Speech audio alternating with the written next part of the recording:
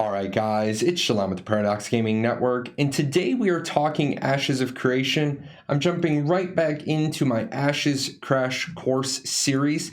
Today we're going to talk about character creation.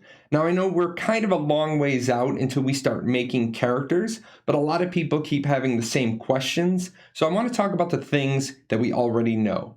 And the first thing we know is about the character creator.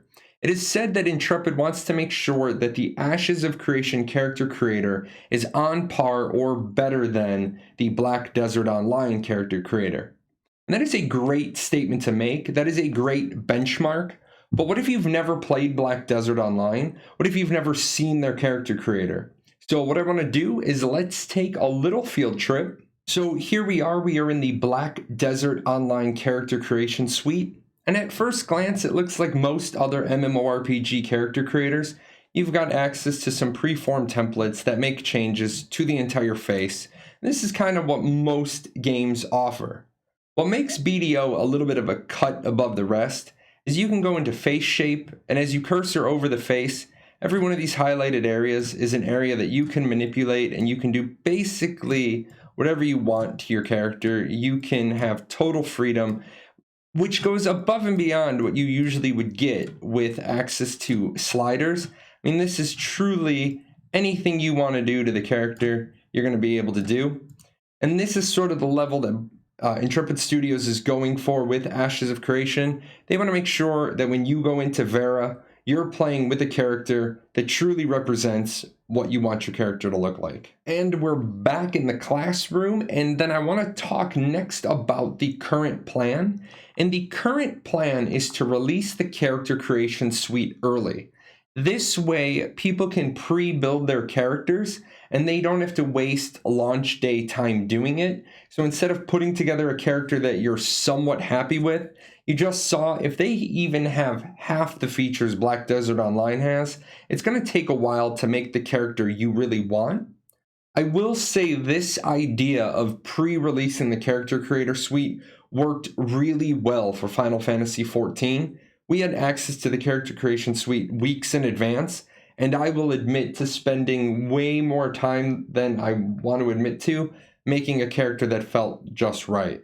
Now, if you hang around the Discord long enough, you will find out that Steven likes to leak things, and one of the things he leaked was a character creation video. And so what we got from that character creation video was this baseline character creator. And a lot of people had concerns with what's going on the left over here. Let's zoom that in. And they said, well, if you're talking about on par with Black Desert Online, why are there so few options? Keep in mind, this is a game that is in the Western world, and it's still being developed. I will let you guys know that in a lot of games that are in development, this is pretty standard. They want pretty standard meshes, so the way the characters go together. Keep in mind, they're still working on the action combat side of Ashes of Creation. So the character artists working with the engineers and the programmers and the coders, making sure everything fits together. Plus, as you saw in the BDO creator, you do start with a click template, and then there are some sliders that let you make adjustments from there. Moving on in character creation, another big one is the naming convention. People want to know, what can I name my character? Well, the thing for the naming convention is you're going to have a first name of at least 3 characters, and then you're going to have an optional surname or family name. Now with that, it's not tied to the family system, it's just a first name and a last name.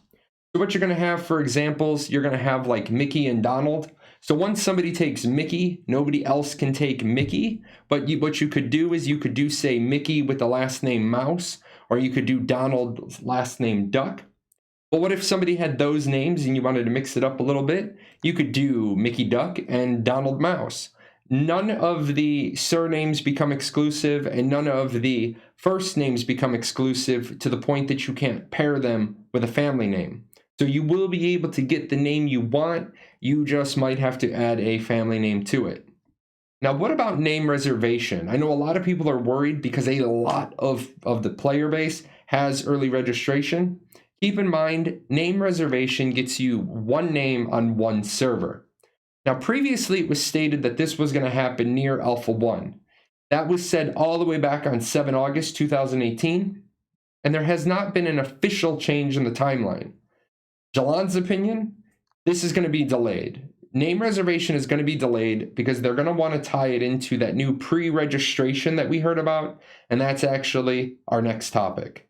Now, keep in mind when it comes to name reservations, there is an order to it. It's an ordered queue. It starts with the highest backer tiers to the lowest backer tiers, and then it goes far back to present. So what you're going to have is you're going to have Kickstarter going first. You're going to start with the Avatar or the Phoenix packages, and then that's going to work its way down. And then it's going to go to the summer backers and then onto the webpage backers. Now, again, keep in mind, a lot of people do have name reservation, but they only get to reserve that name on one server. Now, the reason why I say it's going to be delayed is because Steven talked about the server pre-registration, and this is from the 25 July Ask Me Anything. Players who are part of guilds can pre-register to avoid server lockouts. I will say I've seen this done once really, really well, and it was in Star Wars The Old Republic. They allowed guilds to register together, and that way on launch day, you didn't have to take the day off work. You didn't have to try to get your character rolled on the same server as your guild. You already were assigned to that server, so when you tried to log in, even if there was a server lockout, you were allowed to make your character. Now, on the topic of server lockouts are not specifically planned. Intrepid wants to allow up to 50,000 people to make their account on a server. Now, I have asked Steven a couple of times to confirm he did mean 50,000. That seems like a really high number, a 5-to-1 with a 10,000 concurrent population. Hopefully in the future we get a re-soundbite or revalidation of that. But even if Intrepid isn't planning on server lockouts, they are a natural thing that occurs. You eventually have to tell people they can't make any more characters on a specific server. Otherwise, people will be waiting in massive queues, and then they'll be upset that they never get to play, when really it's kind of their fault they made it on the most populated server.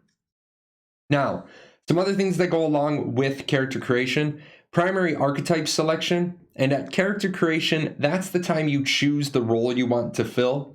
So at character creation, you have to decide if you want to be a tank, healer, support, a damage dealer, or a summoner. Now, I put summoner on its own line because we don't know enough about them to put them in another category, and summoners are said to be able to fill any role. Now, the reason why I put this in character creation is a reminder: this choice is permanent. You cannot change your primary archetype after character creation. There's a lot of things you can do in game. You have access to 8 classes, lots of customization, but you will never be able to change that primary archetype. Another one that people get caught up on, and this is due to some old information. It's not necessarily bad information, it's just been revised. Previously, the starting areas were racially locked, but when you have a world that's the size of this, you have to kind of, make accommodations to the fact that players want to play together. So what you have in this world is you have 4 divine gates, and at each divine gate, there are 2 starting camps. Players will be able to pick their divine gate, so at start, you will be able to link up with your friends, your family, and your guild members. Now, we know that the Talnar also start at the divine gates. In the past, it was said the Talnar would start in the Underrealm. If that is still the case, or if it has been a complete design change, we're waiting on the final citation from Steven. My opinion, the Talnar will start at the Divine Gates as well. Otherwise, you would put one race off by themselves, and it would be very difficult to do the link-ups. A lot of the Talnar would want to start in the Underrealm, but then their guildmates wouldn't be able to start with them. So the 4 Divine Gates, that probably makes the most sense. Finishing up, the most commonly asked, frequently asked question that doesn't have to do with anything we talked about is my hitbox scaled off my character? And there's a lot of people giving a lot of answers, but the truth is we do not have an official answer from Intrepid on this. There are some things we do know about the character hitboxes, and I'm going to use the Ren-Kai chart for example. As you look between those 2 characters, there is a pretty massive difference in the 13 Ren-Kai models. And if your action combat hitbox scales off of you being smaller, then everybody is going to make the smallest character they can make.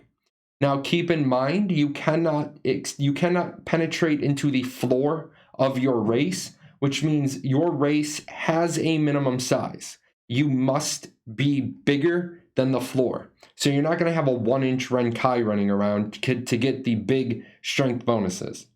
So why don't we have that answer yet? Keep in mind that action combat is something being tested through Alpha 1, and then when Apocalypse does come back into testing, that is all action combat testing, because making an action combat game with those hitboxes is very difficult. That's why very few games have gotten it just right. So if you hear somebody saying, oh, hitbox scales, ask them for a citation, because I haven't found one yet, and it's really going to change people's perceptions on how they're going to create their character when we get this hitbox size scaling answer. And with that, guys, that is it for today. I do want to remind you that ashes101.com has been completely revamped. It's a lot more user-friendly for you. I am going to be doing several more design changes with the team of people that are helping me, and they are a great group. They're literally working for free on a webpage to help make it better. If you are brand new to Ashes of Creation and you have not registered yet, I would ask you to consider using my referral code. It's in the description below. It helps me. I'll be able to maybe pay those webpage guys in the future, and I'm also going to be doing gift card giveaways. If you have any questions, find me on Discord. I am Jahlon #0001. I'm also back to streaming 3 times a week, so you can check out my Twitch, and then you can get your question answered live with a little bit more interaction. Until then, guys, you stay safe, and I will see you next time when we talk about the next thing in Ashes of Creation. What are you still doing here? Nobody ever stays this long. This is the end screen. Well, since you're here, there's a couple other videos I think you should check out. And all those names, those are my patrons over at Patreon. I couldn't do this without them. So, big thanks to them for all their support.